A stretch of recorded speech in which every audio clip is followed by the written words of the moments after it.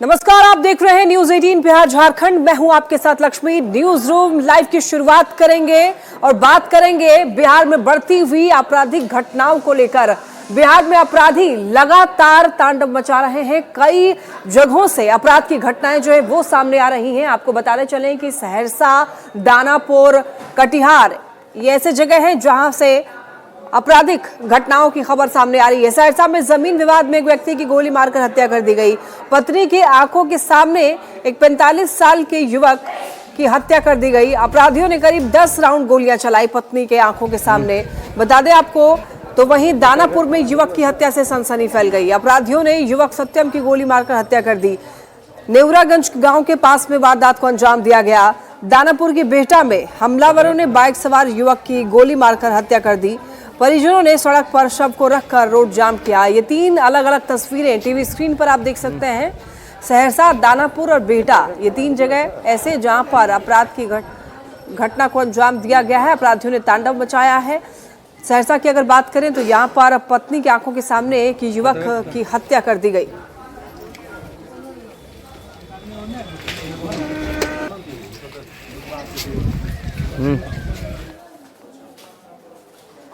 सहरसा से खबर सामने आ रही है। ये बड़ी खबर है। बताते चले आपको, एक युवक की गोली मारकर हत्या कर दी गई है। बताते चले आपको, अपराधियों के हौसले बुलंद हैं। बता दें आपको, जमीन विवाद में गोली मारी गई है। 45 साल के मदन यादव की हत्या हुई है। पत्नी की आंखों के सामने 10 राउंड गोलियों से भून दिया गया। पतरघट थाना क्षेत्र का ये मामला बताया जा रहा है। पुलिस ने शव को कब्जे में लिया। मामले की जांच पड़ताल में पुलिस जुट गई है। सहरसा से खबर सामने आ रही है। करीब 10 राउंड गोलियां चलाई गई हैं और 45 साल के मदन यादव की हत्या कर दी गई है। उनकी पत्नी के आंखों के सामने हत्या हुई है। तो आप देख सकते हैं कि किस तरीके से हत्यारों के हौसले बुलंद हैं, अपराधियों के हौसले बुलंद हैं। था इस चीज़ को लेके वो एप्लीकेशन दिए हुए थे एसपी साहब के यहाँ 4 दिन 5 दिन पहले, लेकिन वहाँ किसी प्रकार की सुनवाई नहीं हुई है। फिर मेरे ससुर वहाँ से डीएसपी ऑफिस गए। डीएसपी ऑफिस से कुछ सुनवाई हुई थी, वो बोले थे कि हम करेंगे। वहाँ से वो थाना फॉरवर्ड किए। थाना से किसी भी प्रकार का सहयोग प्राप्त नहीं हुआ। जिसके बाद फिर कल रात में इनको इनके ही विश्वासी लोगों ने उठा के ले गया था, बुला के। बाद में इनको गोली से मार। राकेश नाम का आदमी, पिता बुग्गालाल यादव, घर करियत, पतरघट, उन्होंने मेरे भाई को कहा कि माछ बहुत अच्छा बना है, चलिए माछ खाने के लिए। और उस परिस्थिति में वह माछ खाने के लोभ में चला गया, लेकिन बार बार बोलता रहा कि हम रसावन माछ नहीं खाते हैं। फिर भी जिद किया, वो चला गया और वही मेन साजिश था। और खबर दानापुर से है। दानापुर में एक सत्यम नाम के युवक की गोली मारकर हत्या कर दी गई है और हत्या से पूरे इलाके में सनसनी मची हुई है। आपको बताते चले, अपराधियों के हौसले लगातार बुलंद होते हुए जा रहे हैं। अज्ञात अपराधी गोली मारकर के फरार हो गया। बेहटा के सिकंदरपुर गांव का युवक था सत्यम। नेवरागंज गांव के पास इस वारदात को अंजाम दिया गया है। दानापुर में युवक की हत्या से सनसनी मच गई है। हालांकि ये मामला पुलिस के संज्ञान में है। पुलिस जांच पड़ताल कर रही है। नेवरा थाना पटना की पुलिस इस मामले को लेकर के अब जांच पड़ताल में जुटी हुई है और अपराधी जो फरार हो चुका है गोली मार करके, उसे पकड़ने की कोशिश में अब जुट चुकी है पुलिस।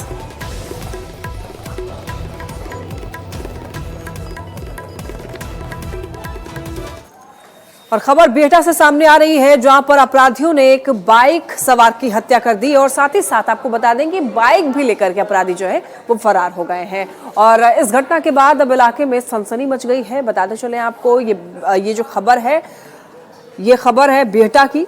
बताते चले आपको, हत्या के विरोध में रिश्तेदार और आसपास के लोगों ने शव को सड़क पर रखकर प्रदर्शन किया। हंगामा कर रहे लोग हत्यारों की गिरफ्तारी और मुआवजे की मांग कर रहे हैं।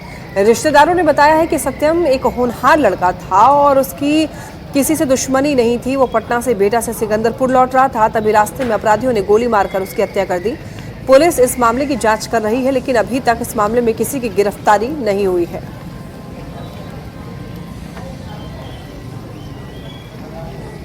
कब सूचना मिला रात में? हम लोगों को करीब 8 साढ़े 8 बजे के करीब क्या सूचना मिला था? कि गोली मार दिया गया है। क्या? अच्छा, शिवाला। क्या नाम था? नाम है सत्यम कुमार। आज आप लोग रोड जाम किए, क्या मांग क्या कर रहे हैं? हम लोग मांग कर रहे हैं हमारा पर ये बड़े पदाधिकारी डीएम एसपी आए अपराधी को जल्द से जल्द गिरफ्तार करें। उसका बाइक भी लेके भाग गया है। बाइक भी चोरी करे? हाँ, गोली मार के बाइक भी लेके भाग गया। भारतीय कुशवाहा महासभा सरकार से मांग करती है कि अति शीघ्र सत्यम कुशवाहा की शीघ्र गिरफ्तारी, सत्यम कुशवाहा के हत्यारों को शीघ्र गिरफ्तारी हो और सत्यम कुशवाहा के परिजनों को 10 लाख रुपया और मुआवजा दे। और अब बात करेंगे कटिहार में हुए अपराध की। आपको बता दें कि कटिहार में एक युवती की हत्या कर दी गई। कहा जा रहा है कि युवती जो है वो अपनी मां के साथ सोई हुई थी और उसके प्रेमी ने ही हत्या की घटना को अंजाम दिया है। युवती की गोली मारकर हत्या की गई है। प्रेमी युवक पर ही गोली मारने का आरोप लगा है। कोठिया के वार्ड नंबर 9 में हत्या की गई है। तो घर में घुसकर गोली मारने की खबर सामने आ रही है। कटिहार से प्रेमी युवक पर ही गोली मारने का आरोप लगा है। कोठिया के वार्ड नंबर 9 की ये घटना बताई जा रही है।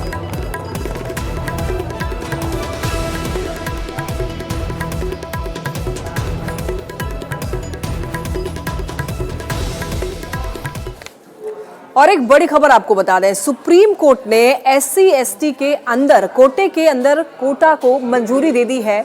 और ये एक बहुत बड़ा फैसला कहा जा रहा है कि कोर्ट ने 20 साल पुराने अपने फैसले को बदल डाला है। SC/ST रिजर्वेशन में कोटे को मंजूरी मिल गई है। राज्य सरकारें अब अनुसूचित जाति यानी कि SC के रिजर्वेशन में कोटे में कोटा दे सकेंगी। अदालत ने 20 साल पुराना अपना ही फैसला पलट दिया है। सुप्रीम कोर्ट ने अपने ऐतिहासिक फैसले में SC/ST आरक्षण में क्रीमी लेयर को लागू करने की भी बात कही है। इस फैसले के बाद अब SC और ST यानी अनुसूचित जाति और जनजाति आरक्षण में क्रीमी लेयर की पहचान करके अधिकार देने का अधिकार राज्यों को रहेगा। तो सुप्रीम कोर्ट का कहना है कि ऐसा करके ही असली समानता हासिल की जा सकती है। और सुप्रीम कोर्ट के जस्टिस BR गवई ने अलग से अपने फैसले में कहा है कि राज्यों को SC/ST में क्रीमी लेयर की पहचान करनी चाहिए और उन्हें आरक्षण के दायरे से बाहर करना चाहिए। जस्टिस शर्मा ने भी कहा है कि SC/ST में क्रीमी लेयर का मुद्दा जो है वो राज्य के लिए संवैधानिक अनिवार्यता बन जानी चाहिए। कोर्ट ने अपने नए फैसले में राज्यों के लिए जरूरी हिदायत भी दी है और कहा है कि राज्य सरकारें मनमर्जी से फैसला नहीं कर सकती हैं और इसके लिए 2 शर्तें होंगी।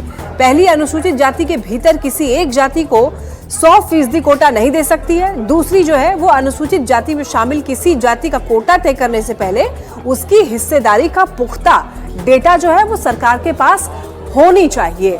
तो अब सरकार SC/ST के अंदर कोटे के अंदर कोटा जो है वो दे पाएगी। क्रीमी लेयर का पहचान सरकार कर पाएगी।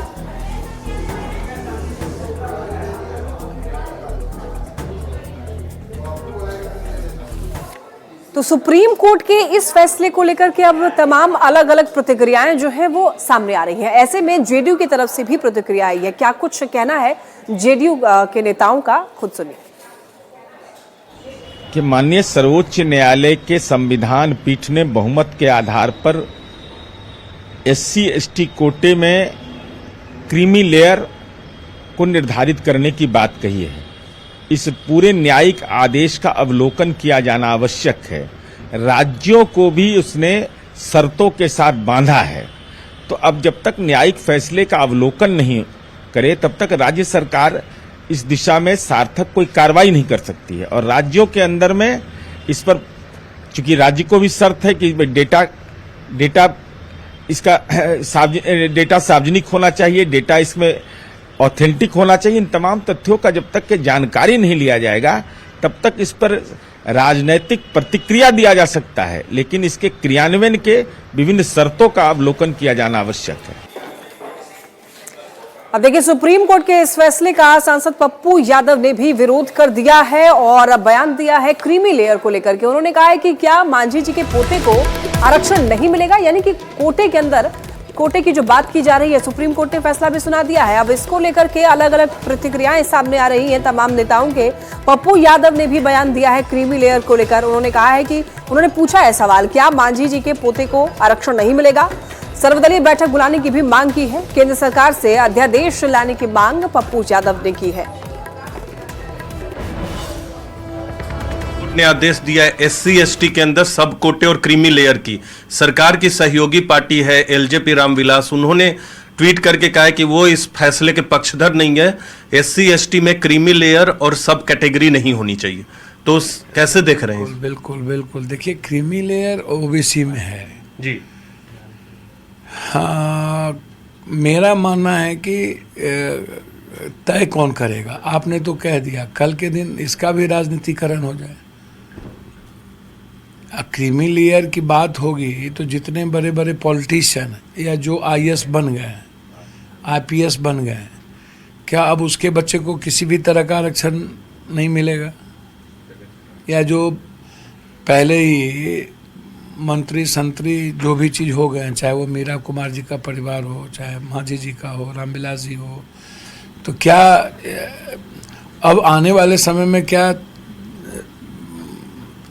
मांझी जी के पोते को नहीं मिलेगा आरक्षण? तो यह एक सवाल है। ये हो सकता है कि हम खुद आरक्षण नहीं लें या आरक्षण की आवश्यकता हमको नहीं हो, लेकिन एसटी एससी में क्रीमी लेयर, मुझको लगता है कि इस पर सभी पार्टी के नेताओं को विचार करके ही कोई कदम उठाना चाहिए और जरूरत हो तो अध्यादेश भी लाना चाहिए। तो सुप्रीम कोर्ट ने कोटे के अंदर कोटे को मंजूरी दे दी है और एक जज ने तो क्रीमी लेयर पहचानने की भी बात कह दी है। यानी कि सुप्रीम कोर्ट ने अपने 20 साल का पुराना फैसला जो है वो बदल दिया है, लेकिन इससे जेडीयू असहमत दिख रहा है। और ऐसे में मंत्री अशोक चौधरी का क्या मानना है, वो किस तरीके से इस फैसले को देख रहे हैं, उनसे बातचीत की है न्यूज़ 18 संवाददाता आनंद अमृतराज ने। बिहार सरकार के वरिष्ठ मंत्री और जेडीयू के वरिष्ठ दलित नेता अशोक चौधरी मौजूद हैं। सर, सुप्रीम कोर्ट ने जो इस फैसले को दिया, क्या कहेंगे इस पर? देखिए, हमने फैसला पूरी तरह से पढ़ा नहीं है, इसीलिए पूरी तरह से उस पर कमेंट करना और पूरी तरह से उस फैसले पर कुछ मतलब, लेकिन मेरा एक दो तीन उसमें सिर्फ एक ही नहीं है कि quota within the quota नहीं है।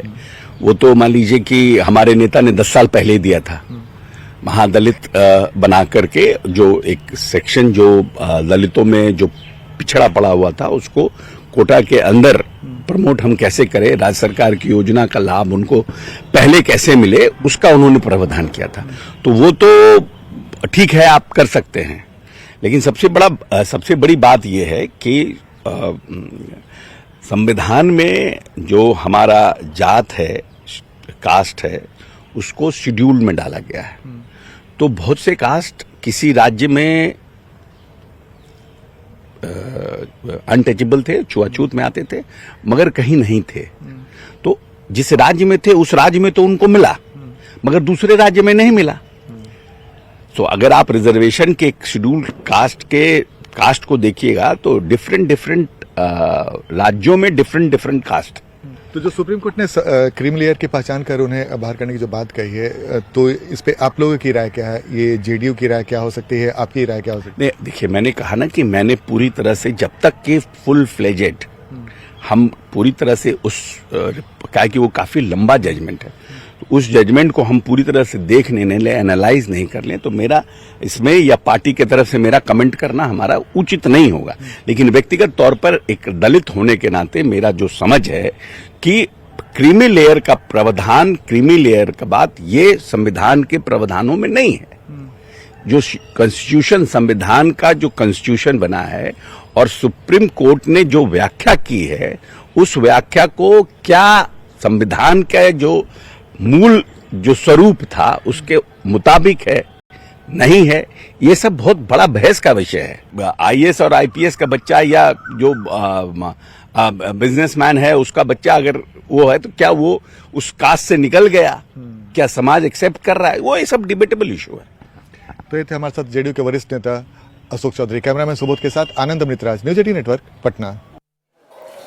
सुप्रीम कोर्ट ने कोटे के अंदर कोटे की मंजूरी दे दी है, क्रीमी लेयर की भी बात कर दी गई है, यानी कि क्रीमी लेयर पहचानने का अब हक होगा सरकार को। और ऐसे में अब तमाम प्रतिक्रियाएं सामने आ रही हैं। देखिए, जज का तो ये भी कहना है कि जो ज्यादा पिछड़े लोग हैं, यानी कि जो ज्यादा जरूरतमंद है, उनको आरक्षण दिया जाएगा और जो क्रीमी लेयर है जिनको आरक्षण देने की जरूरत नहीं है उनको नहीं मिलेगा।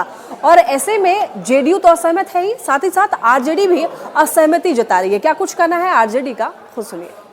जब तक जाति आधारित गणना की रपटे नहीं आ जाती, एक साइंटिफिक आंकड़े नहीं आ जाती, तो फिर मैं इसे संविधान सभा और पुनः पैक्ट के निर्णयों के अनुरूप नहीं देखता हूं। इसे राष्ट्रीय जनता दल का मत साफ है। और एक बड़ी खबर देखिए, राहुल गांधी ने एक बड़ा दावा कर दिया है। सोशल मीडिया एक्स पर उन्होंने पोस्ट किया है कि ईडी रेड की प्लानिंग उनके खिलाफ की जा रही है।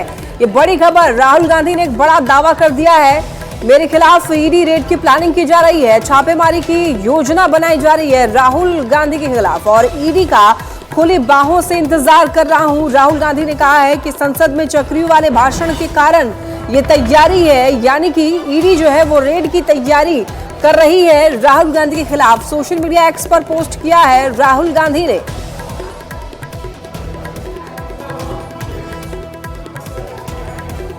राहुल गांधी ने कहा है कि मेरे खिलाफ ईडी रेड की प्लानिंग की जा रही है। ये बड़ी खबर देखिए, उन्होंने जो ट्वीट किया है वो भी आपको दिखा रहे हैं। उन्होंने लिखा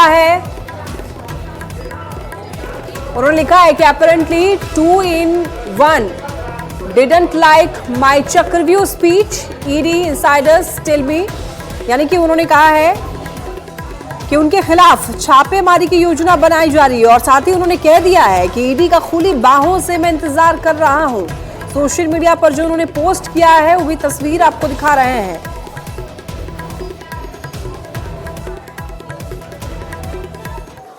और अब देखिए, राहुल गांधी ने जैसे ही ट्वीट किया इसके बाद सांसद पप्पू यादव ने भी उनका समर्थन कर दिया है। पप्पू यादव ने भी सहमति जताई और उन्होंने कहा है कि राहुल गांधी की जो आशंका है वो बिल्कुल सही है। सरकार का रवैया सही नहीं है, पीएम की सोच संवैधानिक और लोकतांत्रिक नहीं है। पप्पू यादव ने भी राहुल गांधी के पोस्ट पर कहा है कि सरकार का रवैया संवैधानिक नहीं है। गांधी ने आशंका जाहिर की है कि उन्हें जो जानकारी मिली है कि उनके खिलाफ ईडी रेड की तैयारी की जा रही है और वो इसका स्वागत करेंगे। नहीं, निश्चित रूप से जो लगातार आप देख रहे हैं साजिश, लगातार व्यक्तिगत हमला और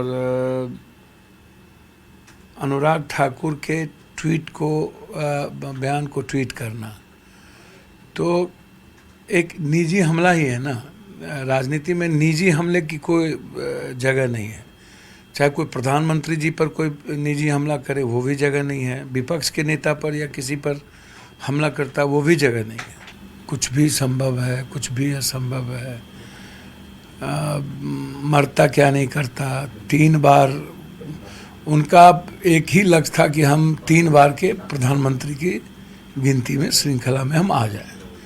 उसके बाद इनका बिल्कुल जो तरीके हैं, सोच हैं, वो बिल्कुल बहुत डेमोक्रेटिक नहीं है, बहुत संवैधानिक नहीं है, लोकतांत्रिक नहीं है। तो डर और शंका सबको बनी रहेगी और बिना किसी तथ्य के, बिना किसी जानकारी के राहुल गांधी जी ट्वीट तो किए नहीं होंगे। राहुल गांधी के ईडी पर आरोप के बाद मंत्री गिरिराज सिंह ने भी पलटवार किया और बयान दिया है। उन्होंने पूछा है कि आखिर राहुल गांधी को ये जानकारी कहां से मिली कि उनके खिलाफ जो है ईडी रेड की प्लानिंग कर रही है, और साथ ही साथ उन्होंने कहा है कि किस अधिकारी ने राहुल को इस बारे में जानकारी दी है वो बताएं। राहुल गांधी पर भ्रम फैलाने का आरोप लगाया है। गिरिराज सिंह ने राहुल पर झूठ की खेती करने का आरोप लगाया है। इतना झूठ हमने नहीं देखा, गिरिराज सिंह ने कहा है। राहुल गांधी पर भ्रम फैलाने का आरोप। राहुल गांधी ने कहा कि उन पर ईडी छापेमारी कर सकती है, योजना बनाई जा रही है और इसी को लेकर गिरिराज सिंह ने भी बयान दिया।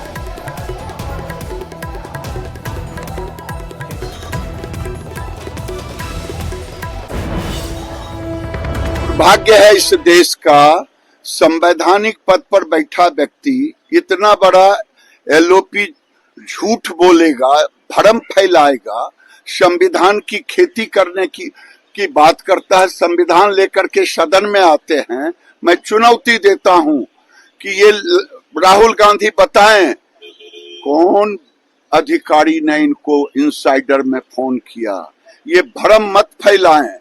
ये शर्मिंदित हैं अनुराग ठाकुर के प्रश्नों का जवाब नहीं दे पाए। इनके परदादा पिछड़ों को धोखा दिया, जवाहरलाल नेहरू। इनकी दादी धोखा दी मंडल कमीशन के रिपोर्ट पर। इनके पिताजी ने हाउस में रोका, इन्होंने नहीं उसको उजागर किया। ये पिछड़ों के बड़े दुश्मन हैं, नया नैरेटिव करने में, झूठ की खेती करने में माहिर हैं। देश का दुर्भाग्य है।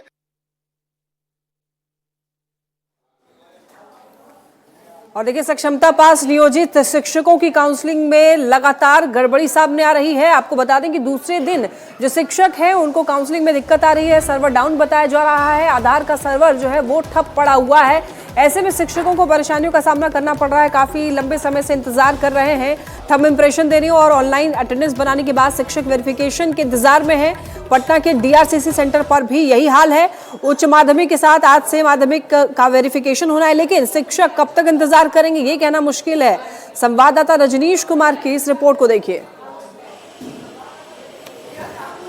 बिहार के सभी 38 जिले में सक्षमता पास नियोजित टीचर्स की काउंसलिंग होने वाली है, लेकिन सभी टीचर्स आज काउंसलिंग के लिए डीआरसीसी केंद्र जब पहुंचे हैं तो पता चला है सर्वर ही डाउन है। यानी राजधानी पटना के साथ साथ बिहार के अधिकतर जिले से यह खबर आ रही है कि डीआरसीसी सेंटर पर काउंसलिंग ठप है, क्योंकि आधार का जो सर्वर है वो डाउन हो चुका है। सर, हम लोग तो यहाँ 8 बजे से पहुँचे हुए हैं। हम लोग का पहला स्लॉट था 9 बजे से लेकर 10:30 बजे तक, लेकिन 8 बजे हम लोग यहाँ पहुँच गए। यहाँ पर कोई सटा हुआ भी नहीं है कि हमें सबसे पहले कहाँ जाना है। कई आधा घंटा बैठने के बाद पता चला, कोई व्यक्ति बताए कि आप लोग वहाँ जाइए, लाइन वहाँ लगा हुआ है। 9 बजे से हम लोग का थंब इम्प्रेशन हुआ। जब काउंटर पर आए थंब इम्प्रेशन के बाद काउंसलिंग के लिए डॉक्यूमेंट, तो पता चला कि 1-2 के होने के बाद सर्वर डाउन है और हम लोग भूखे प्यासे बहुत परेशान है। हाँ सर, जिस तरह से अभी फर्स्ट स्लॉट का टाइम तो खत्म हो गया और अभी तक एक भी टीचर का हम लोग का वेरिफिकेशन नहीं हुआ है, तो एक दिन में ये संभव हो ऐसा तो दिख नहीं रहा है। बायोमेट्रिक हुआ, उसके बाद काउंसलिंग नहीं हुई। सक्षमता परीक्षा में 3rd ऑप्शन मेरा पटना मिला था, जबकि मेरा नंबर 92 था अकाउंटेंसी में। आपको 3rd मिला है? सर, बक्सर फर्स्ट चॉइस था। अच्छा। सेकंड भोजपुर, पटना 3rd, तो 3rd चॉइस मिला है। कितने देर में ये सर्वर काम करेगा, कुछ पता चला? सर, हम तो सर विभागीय जो दिया आदेश था सर, तो 9 से 10:30 तक काउंसलिंग का समय था सर। हमारा स्लॉट फर्स्ट में था सर, तो हम जो है 8:30 बजे आ गए। आधा घंटा पहले आने के लिए कहा गया था, तो हम आए तो हमारे 5 काउंटर है, जिसमें जो है 8 हर एक पर था सर। तो 1-2 का हुआ है ना? हाँ सर, हमारा काउंटर में 3 हुआ है, हम लोग 5 गो रह गए। लेकिन सभी टीचर अभी अलग हट गए हैं, इंतजार में हैं कि जैसे ही सर्वर चालू होगा और जो अपडेशन है वो उसका काम शुरू होगा तो फिर से हम लोग काउंसलिंग करा सकेंगे। जाहिर है एक चुनौती तो है शिक्षा विभाग के लिए, जिला प्रशासन के लिए और जिला शिक्षा पदाधिकारी के लिए भी कि जो टारगेट लेकर चले हैं वो टारगेट कैसे पूरा करेंगे। कैमरामैन दीपक के साथ रजनीश कुमार, न्यूज़ 18 पटना।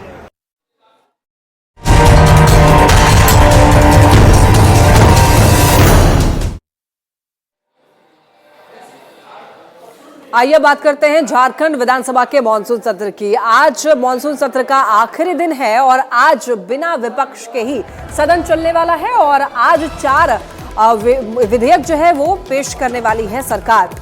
ये बड़ी खबर, आपको बता दें कि सदन में सरकार जो है 4 विधेयक लाएगी। झारखंड अग्निशमन सेवा विधेयक पेश किया जाएगा। वित्त मंत्री ने विधेयक पेश किया। आज सदन में सीएम हेमंत जो है जवाब दे सकते हैं, विपक्ष के सवालों का जवाब दे सकते हैं हेमंत सोरेन। 2 बजे तक बिना विपक्ष के ही सदन चलेगा। तो ये बड़ी खबर, झारखंड विधानसभा का मानसून सत्र आज आखिरी दिन है और आज आखिरी दिन बेहद महत्वपूर्ण दिन है, चूंकि आज कई सारे सवालों के जवाब मुख्यमंत्री हेमंत सोरेन देंगे और बहुत सा ऐसी बातें हैं जो कि हेमंत सोरेन करने वाले हैं। चूंकि हेमंत सोरेन ने कहा है कि सबको संतुष्ट कर दिया जाएगा, सारे सवालों के जवाब दे दिया जाएगा। तो आज देखना होगा कि मुख्यमंत्री हेमंत सोरेन कौन कौन से सवालों के जवाब देते हैं और क्या कुछ बातें सदन में रखते हैं मुख्यमंत्री हेमंत सोरेन।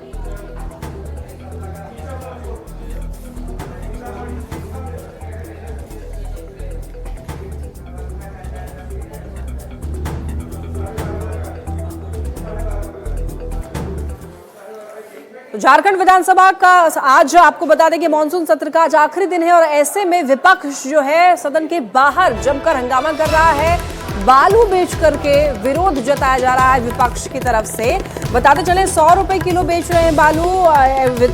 जो विपक्ष है वो बालू बेचकर सरकार पर कई तरीके के आरोप लगा रहे हैं। बालू खनन को लेकर सरकार का विरोध किया जा रहा है। देखिए इन तस्वीरों में आप देख सकते हैं किस तरीके से यहाँ पर बालू बेच करके दिखाया जा रहा है। विपक्ष की तरफ से बालू बेचकर विरोध कर रहे हैं बीजेपी के विधायक, यानी कि बालू के खनन को लेकर के सरकार पर कई तरीके के आरोप भी लगाए जा रहे हैं। और चूंकि निलंबित हैं विपक्ष के कई विधायक, ऐसे में सदन के बाहर विपक्ष के द्वारा जबरदस्त हंगामा किया जा रहा है। आप देख सकते हैं कि किस तरीके से बालू बेच करके यहां पर विरोध जता रहे हैं विपक्ष।